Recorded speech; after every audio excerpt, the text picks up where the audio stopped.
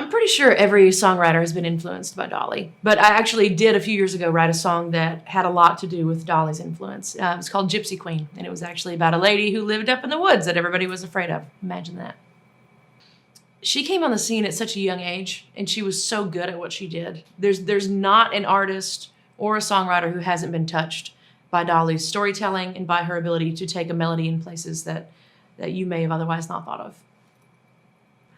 I think one of the best things about Dolly's songwriting that does make her stand out is her ability to create a story that's already inside a frame within very, very few lines. Maybe like the first 2 lines, the first 3 lines, you're already sucked in, whether it's a small town or a cityscape, she's already got you there.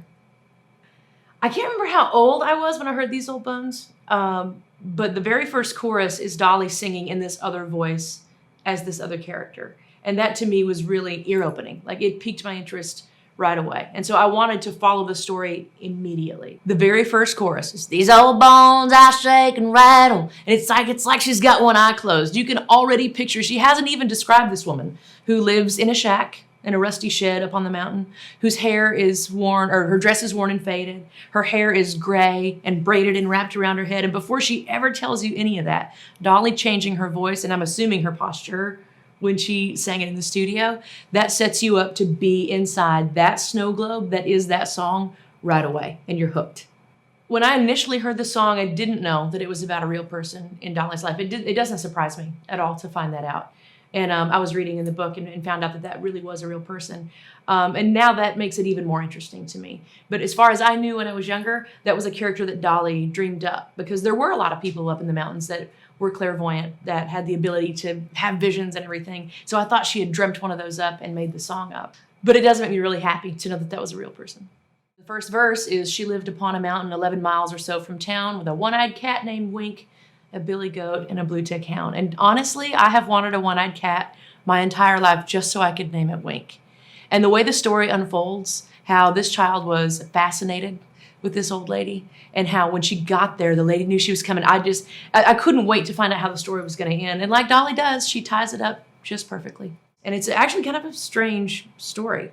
And the fact that she captured this character so well in both the little girl and the older woman, I mean, again, everything about this song is compelling to me. Always has been, especially that Dolly uses a different voice in the chorus than she does in the verses.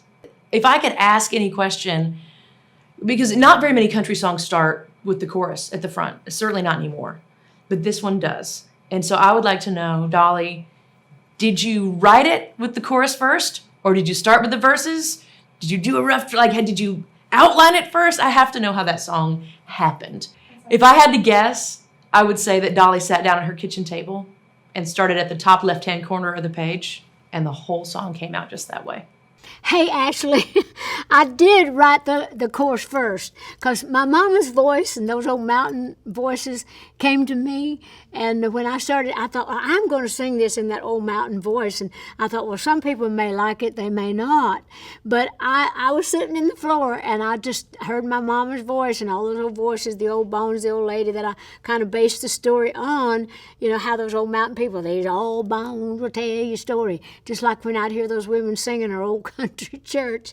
But I wrote the chorus. It just, you know, I came up with the idea of the doing the bones and all that, just to telling a great story based on the old lady back home that kind of could tell stories. And when I was little, she said that she thought I was anointed, and told my mama that she thought I was going to do great things. So that gave me some confidence and all that.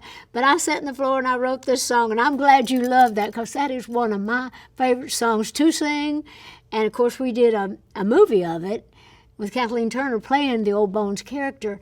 And I just loved it. I thought about doing that myself, playing the old lady's part. But anyhow, do you sing it with the old lady's voice? As good as I do? I doubt it, because you ain't that mountain.